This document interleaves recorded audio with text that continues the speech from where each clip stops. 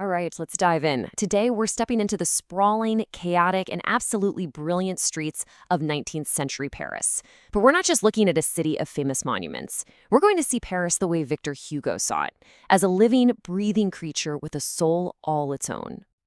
So if you really want to get what Hugo's Paris is all about, we can't start with the famous cathedrals or the grand palaces. No.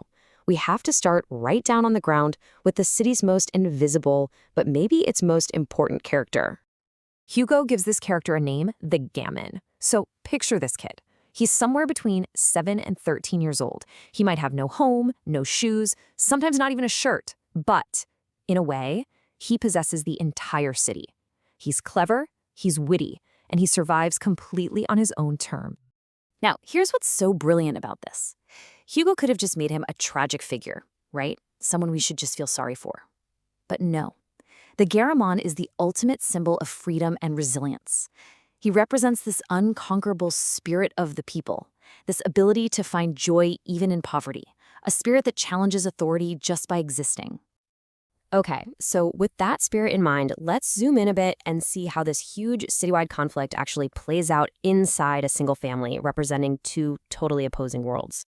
You gotta understand the backdrop here. Napoleon is gone, the old kings are back, and France is basically a country with a split personality.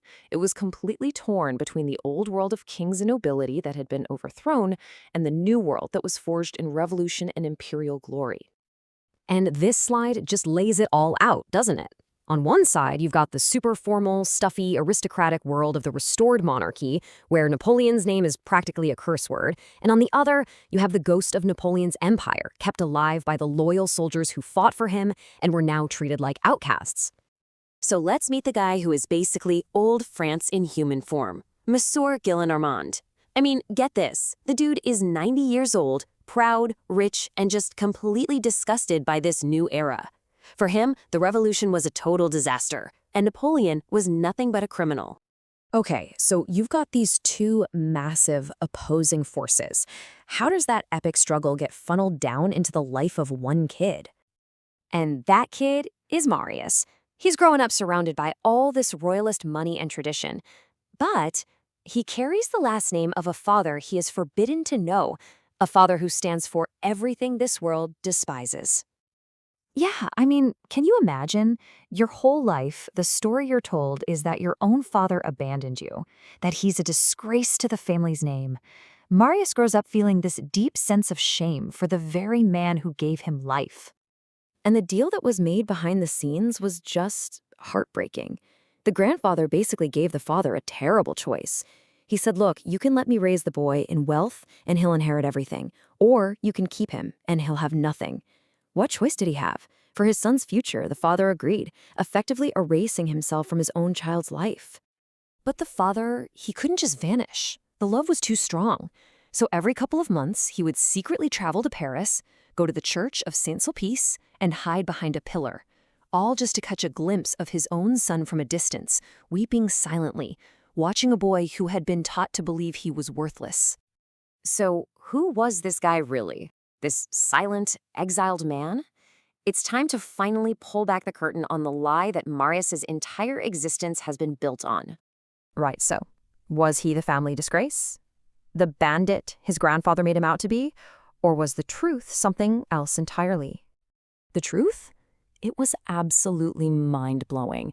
His father was Colonel Georges Pontmercy, a celebrated war hero of Napoleon's army. This was a man of incredible courage, a man who Napoleon himself promoted to baron and colonel right there on the battlefield of Waterloo. But when the old king came back to power, heroes like him were suddenly labeled criminals, brigands, and stripped of everything. So you see, he wasn't a villain who abandoned his kid. He was a hero who made the most painful sacrifice imaginable. He gave up his relationship with his only son, his own happiness, just to make sure that son would have a prosperous future. It was this incredible act of love, and it was completely invisible. And even though the world tried to erase him, he refused to be broken. He lived this quiet life, forced into exile, tending his flowers, but he never, ever let go of the honor that he had earned with his own blood. And this is where you see the real genius of what Hugo was doing.